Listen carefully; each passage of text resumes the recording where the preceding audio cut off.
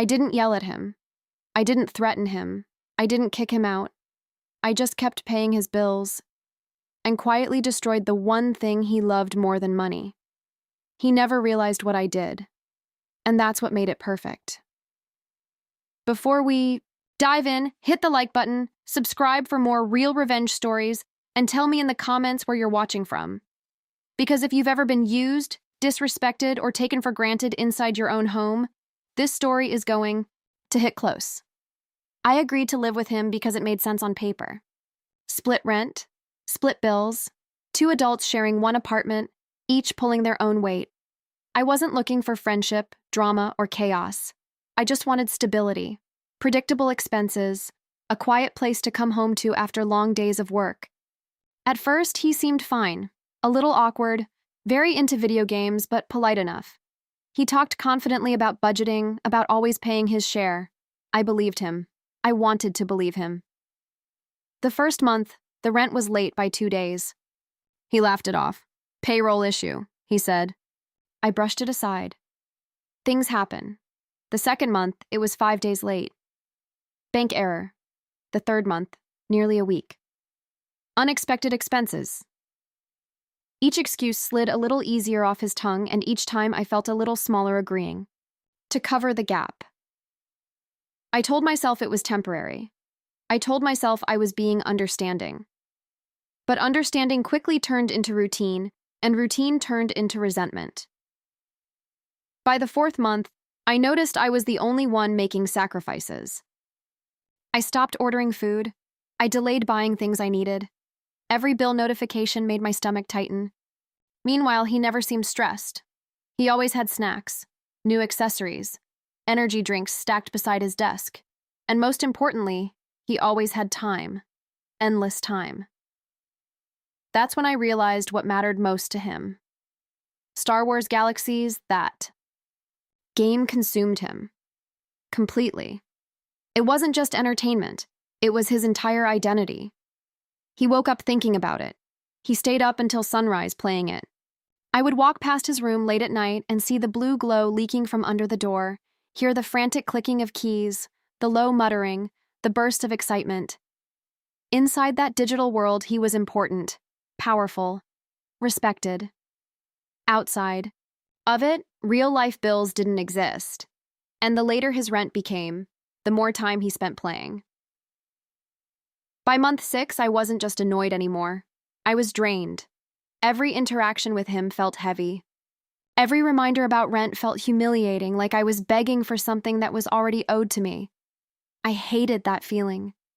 I hated how calm he was about it, how casual, how comfortable he felt letting me drown while he escaped into pixels and quests. One night, I finally sat him down. I kept my voice calm, my hands steady.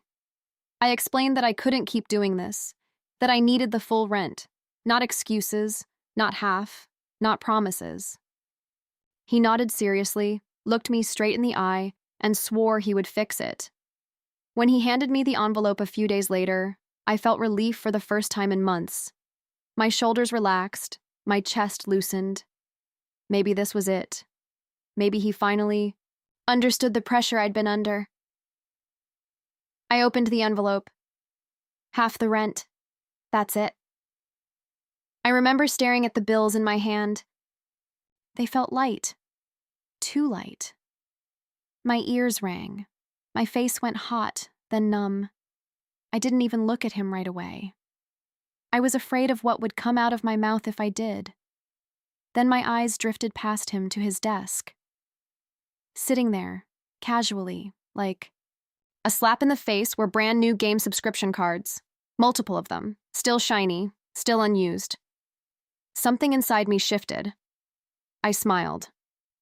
Not a warm smile, a controlled one. I told him we'd figure it out. I went back to my room and closed the door gently. I sat on my bed and stared at the wall while the weight of reality pressed down on me. He wasn't struggling. He wasn't unlucky. He had simply chosen what mattered to him. And it wasn't rent. It wasn't responsibility. And it definitely wasn't me. That night, While he laughed and played on the other side of the wall, I lay awake counting numbers in my head. Bills, deadlines, overdraft limits. My jaw ached from clenching it. I wasn't angry in a loud way. I wasn't planning a confrontation or a dramatic blow-up. I was angry in a quiet way. The kind that thinks, the kind that plans. I paid the utilities. I paid for the internet. And his entire world lived online. As I stared at the ceiling, my frustration slowly turned into something else. Calm, focused, cold. A realization settled in that gave me control for the first time in months. I didn't need to fight him. I didn't need to argue. I just needed to rebalance things. Fairness didn't have to be loud to be effective. If he refused to feel my stress, then he was going to feel loss. And I went to sleep that night knowing one thing for sure: his favorite escape was about to disappear, and he wouldn't even understand why. That night, I didn't rush into anything. I didn't touch the router. I didn't open my laptop. I just lay there in the dark, listening to the sounds coming from his room, the clicking, the occasional laugh, the muffled curse when something didn't go his way. Those sounds had become background noise over the months, but now they felt different. Now they felt personal. Every click reminded me that while I was losing sleep over rent, he was living inside a fantasy where consequences didn't exist. The next morning, I woke up calmer than I had in weeks. That should have scared me, but instead it felt grounding. I made coffee, I got ready for work. I even smiled at him in the kitchen. He barely noticed. His eyes were glued to his phone, scrolling forums, checking updates, already half inside his game world. That was the moment I realized something important. He wasn't malicious. He wasn't evil. He was worse. He was careless and careless. People don't realize how close they are to losing everything until it's already gone. Over the next few days, I observed him like a scientist. I paid attention to his habits, what time he logged in, how quickly he panicked when the internet lagged for even a second, how his mood depended entirely on whether the game was running smoothly. I watched how real life barely registered to him. Dishes piled up, notices sat unopened on the counter. Conversations went unanswered. But the moment his screen froze, his entire body reacted. Shoulders tense, jaw tight, fingers flying. That game wasn't a hobby. It was his emotional lifeline. That's when I knew exactly where to hit him. Star Wars Galaxies wasn't just online entertainment. It relied on very specific connections, specific pathways. And unlike screaming or threatening or kicking him out, this kind of leverage didn't leave fingerprints. It didn't look like revenge. It looked like bad luck. I waited another week. That was the hardest part. Every time I paid a bill, every time I checked my bank balance, every time he casually mentioned being short again this month, I felt the urge to act immediately. But patience was the weapon here. I wanted this to feel natural, random. Unfair in the way life is unfair, not in the way revenge usually looks. One evening, after he locked himself in his room for another marathon session, I finally sat down at my computer. The apartment was quiet except for the familiar sounds coming through the wall. I opened my browser and started researching. Not obsessively, not nervously, methodically. I read forums, old posts, technical breakdowns written by people far more passionate than I was. I didn't need to understand the game. I only needed to understand how it talked to the outside world. The more I learned, the more a strange sense of power settled over me. This wasn't hacking. This wasn't illegal. This was my internet, my utilities, my responsibility. And all I was doing was deciding how that connection behaved. When I logged into the router settings, my hands didn't shake. My heart didn't race. It felt almost boring, which somehow made it more satisfying. I located the relevant ports, double-checked them, triple-checked them. I didn't block everything. That would have been obvious. That would have raised questions. No, I was careful, surgical. I blocked only what I needed to. Just enough to make one specific thing stop working. I hit save. I didn't even have time to close the settings page before I heard it. What the hell? The words came sharp and loud from the other room. Not angry yet. Confused. I leaned back in my chair and listened. There was frantic clicking now. A chair scraping against the floor. More muttering, then silence, followed by footsteps. He knocked on my door, already frustrated. Not accusing. Just annoyed in that entitled way people get when their entertainment is interrupted. "Hey, is the internet acting weird for you?" I turned my screen toward him. Pages loaded instantly. Videos played without buffering. Everything looked perfect. I shrugged. "Seems fine to me." He frowned. Went back to his room. I heard him reboot his computer.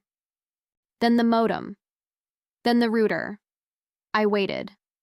Patient. Calm. Seconds later, another outburst. Louder this time. For the rest of that night, I did nothing. And that was the most powerful part. I didn't have to taunt him. I didn't have to explain. Anything. I just existed in the same space while his world slowly started unraveling. He could browse, he could stream, he could play other online games. Everything worked, except the one thing that mattered to him most. Over the next few days, his frustration turned into obsession. He searched forums nonstop. He blamed updates, servers, his hardware. He called tech support. I could hear his side of the conversations through the wall, the confusion in his voice, the disbelief when they told him everything looked fine on their end.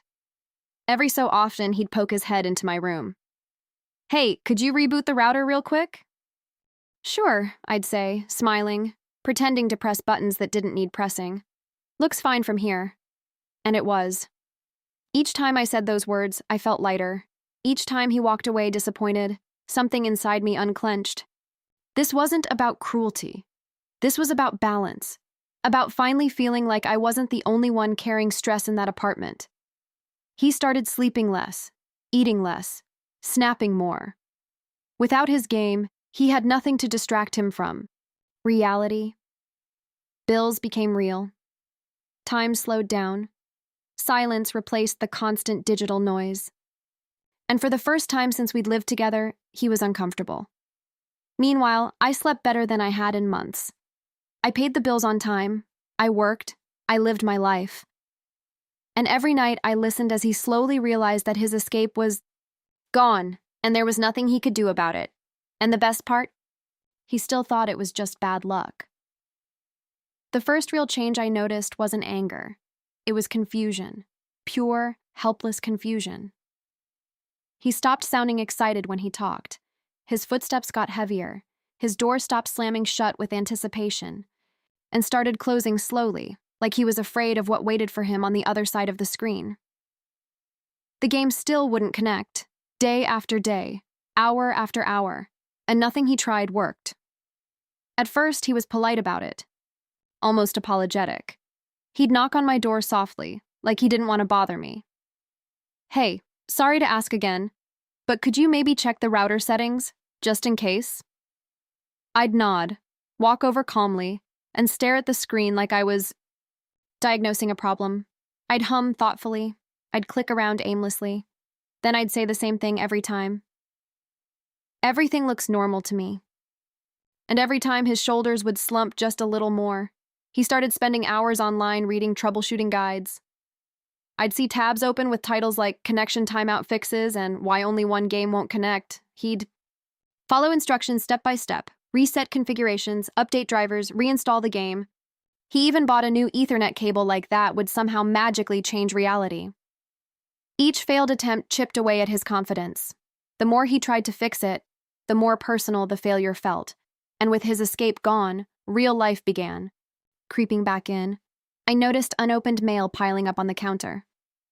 Past due notices, reminder letters, things he'd been able to ignore while lost in his digital universe.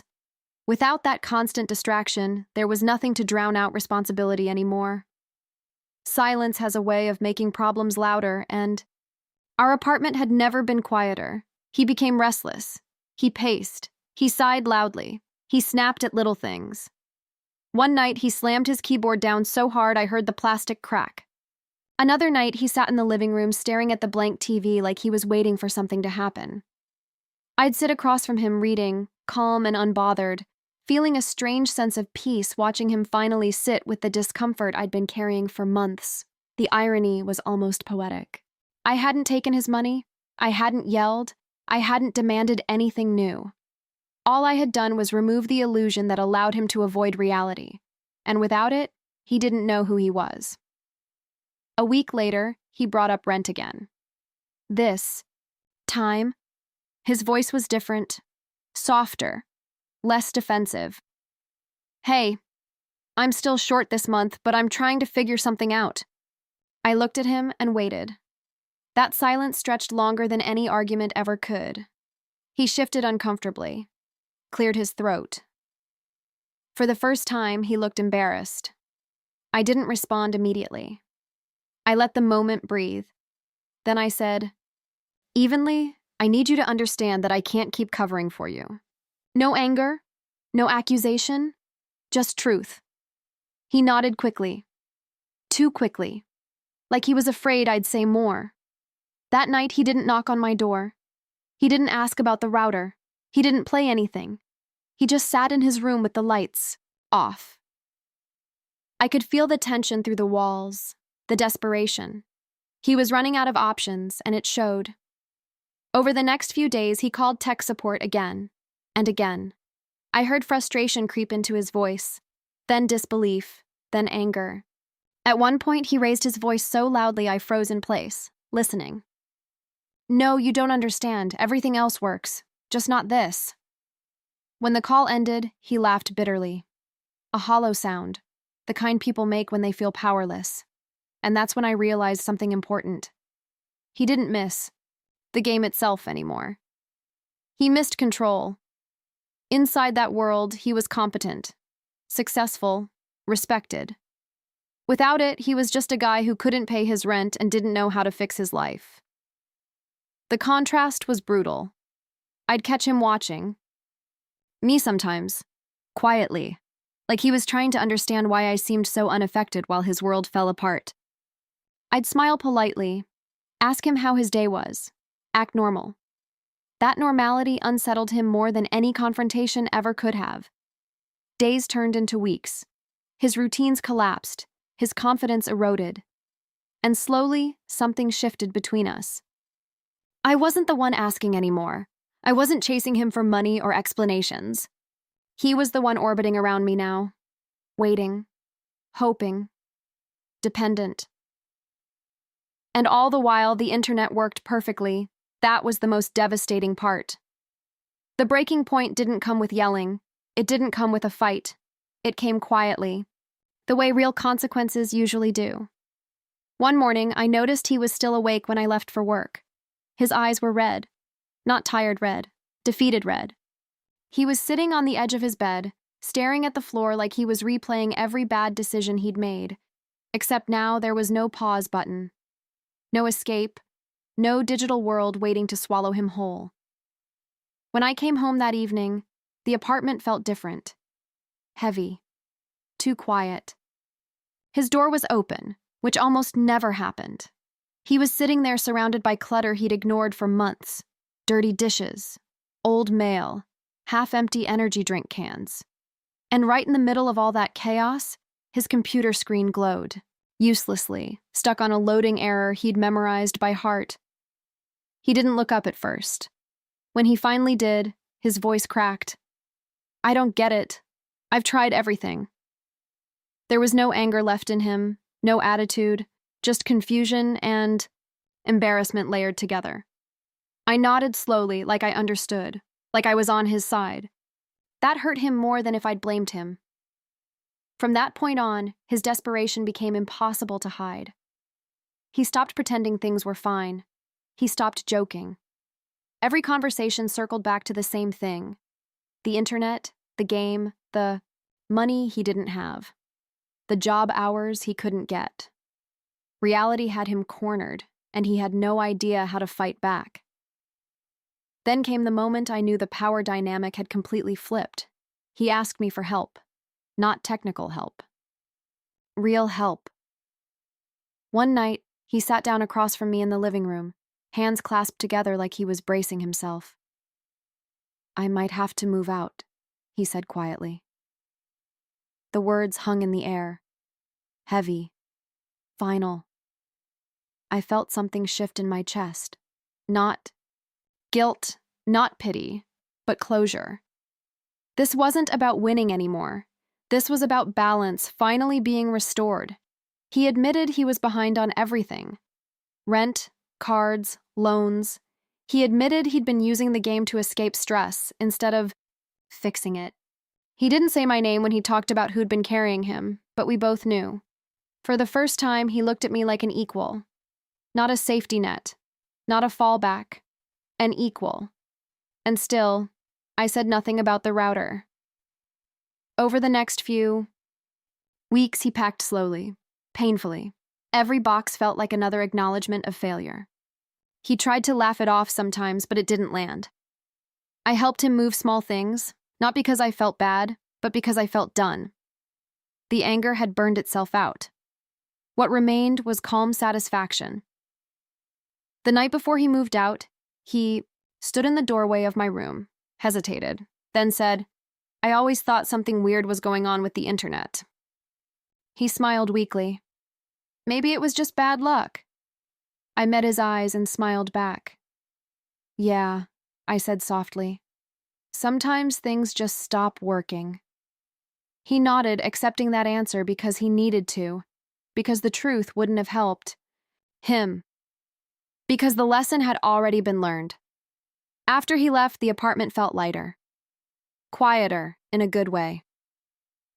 I sat alone that night, listening to the hum of the router, watching the connection lights blink steadily. Everything worked perfectly. I never unblocked those settings. I didn't need to. The revenge wasn't about restoring anything. It was about proving a point. He had chosen a fantasy over responsibility.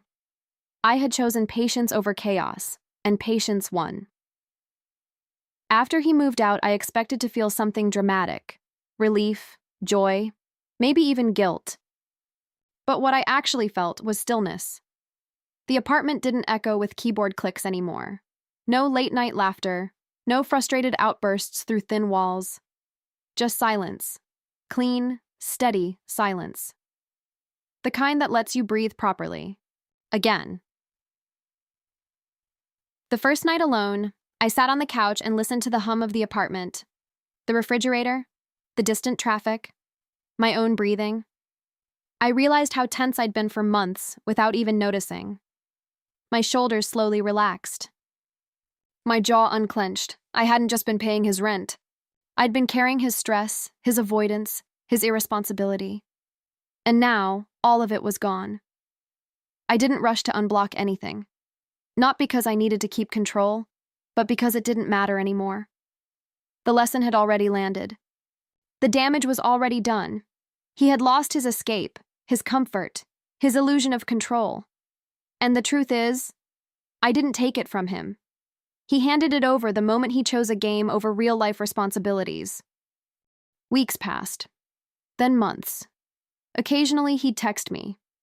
Normal stuff, casual updates. We stayed friendly. That surprised me more than anything. He never accused me, never confronted me. But sometimes buried in a joke or a comment, I could sense it. A suspicion. A quiet wondering. Like a puzzle piece that never quite fit.